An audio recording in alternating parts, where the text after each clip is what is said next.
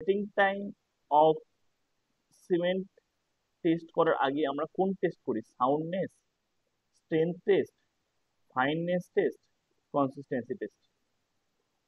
তাহলে আমরা কোন টেস্টটা করি? অপশনটা জানার আগে তাহলে জেনে নিই আমাদের সিমেন্টের কি কি টেস্ট কিন্তু করতে হয়। দেখো, চলো ফার্স্ট আমাদের যে সিমেন্টের যে টেস্টের যে কোড সেটা হচ্ছে IS 4031, যেন মনে থাকে। এবং কি কি পার্টস আছে আমরা দেখে নিই। 4031 এর মধ্যে পার্টস আছে। Part 1, determinations of the fineness by dry sieving. তাহলে ফার্স্ট হচ্ছে আমাদের ফাইননেস টেস্ট করা হয়। পার্ট 2 বলছে fineness, determinations of the fineness by Blaine air permeability method. তাহলে আমার ফাইননেস বার করছি একটা ড্রাই সিভিং দিয়ে, একটা ব্লেন এয়ার পারমিবিলিটি মেথড দিয়ে। তারপর কি পার্ট 3 বলছে soundness test, determination of the soundness. তো পার্ট 4 বলছে determination of the consistency of standard cement paste. তাহলে সাউন্ডনেস গেল।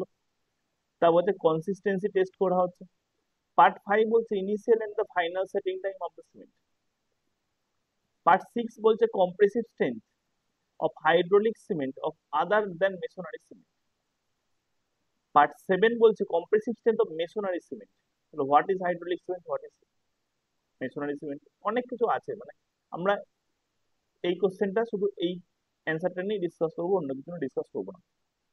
পার্ট 8 বলছে determination of the transverse and compressive strength of plastic mortar using the prism. Part 9, determination of the heat of hydration. Part 10, determination of the drying sinkage. Part 11, determination of the density. Part 12, determination of the air content of hydraulic cement mortar. And part 13, measurement of the water retentivity of masonry cement. And part 14, false set. Part 15, determination of fineness by weight sealing.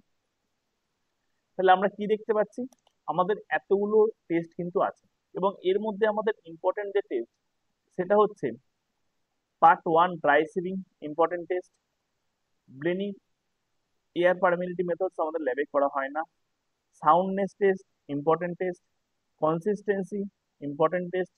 Initial final setting, important test. Compressive strength, important test. Heat of হাইড্রেশনও করানো হয় না, ডেন্সিটিও করানো হয় না।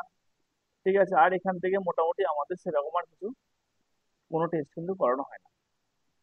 ঠিক আছে, এবার আমাদের যে কোশ্চেনটা ছিল যে আমাদের ইনিশিয়াল এবং ফাইনাল সেটিং টাইম টেস্টের আগে আমরা কোন টেস্ট করি। দেখো উপরে পার্ট 1 আছে, ড্রাই সেভিং টেস্ট করা হচ্ছে ফাইননেসের।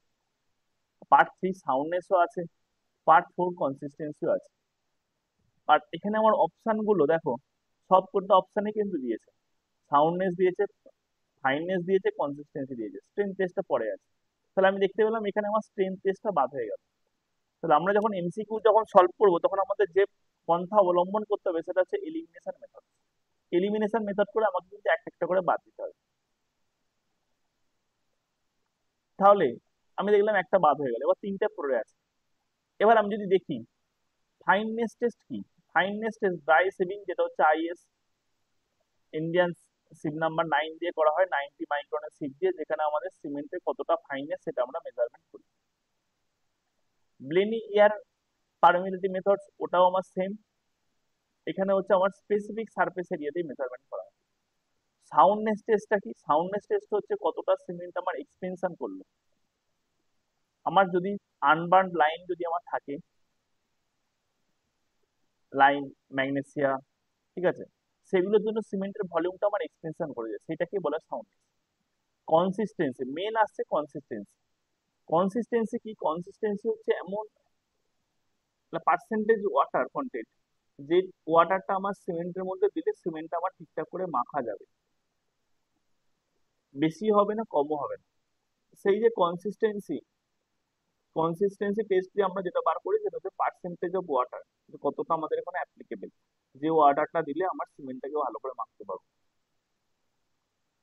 কনসিস্টেন্সি টেস্ট যদি আমরা করি, তারপরে কিন্তু আমরা ইনিশিয়াল ফাইনাল সেটিং টাইম করতে পারবো, কম্প্রেসিভ স্ট্রেংথ করতে পারবো, সাউন্ডনেস করতে পারবো।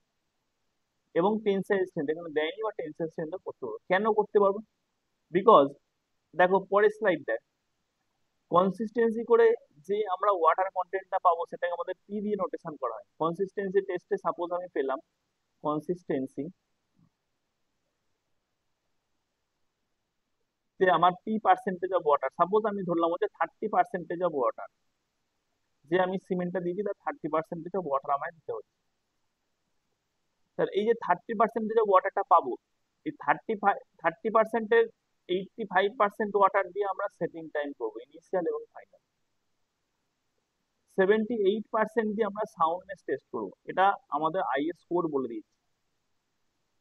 এবং কম্প্রেসিভ স্ট্রেংথ করবো P/4 প্লাস 3%। এবং টেনসাইল স্ট্রেংথ যেটা আছে, টেনসাইল স্ট্রেংথ অফ কংক্রিট, সেটা আমরা যেটা করবো সেটা হচ্ছে P/5 প্লাস 2.5%। তাহলে দেখো আমার সব থেকে ইম্পর্টেন্ট কিন্তু হচ্ছে পি। পি যদি আমি না জানতে পারি তাহলে কিন্তু আমি কোনো টেস্ট, মানে এই যে সিমেন্টের টেস্ট গুলো, যে ওয়াটার কন্টেন্ট, যে কতটা করে আমি ওয়াটার দেবো, সেগুলো কিন্তু বার করতে পারবো না। সিমেন্টটাকে মাখতে গেলে আমাকে তো ওয়াটার দিতে হবে, সেইটা কিন্তু আমি মাখতে পারবো না। সেই কারণেই আমার সবার আগে কিন্তু আমাকে কনসিস্টেন্সি টেস্ট করতে হবে। করার পর আমি কিন্তু initial time, setting time, final setting time, soundness, compressive strength of cement, tensile strength of cement, সমস্ত কিছু করতে পারবো। কনসিস্টেন্সি টেস্ট যদি না করতে পারি তাহলে কিন্তু আমরা কোনো কিছুই করতে পারবো না। তাহলে এবার আমাদের কাছে পুরো ক্লিয়ার হয়ে গেল যে আমাদের কোন অপশনটা হবে। তাহলে correct option is option number D. Okay, যদি ভালো লাগে ভিডিওটা লাইক করো। Thank you.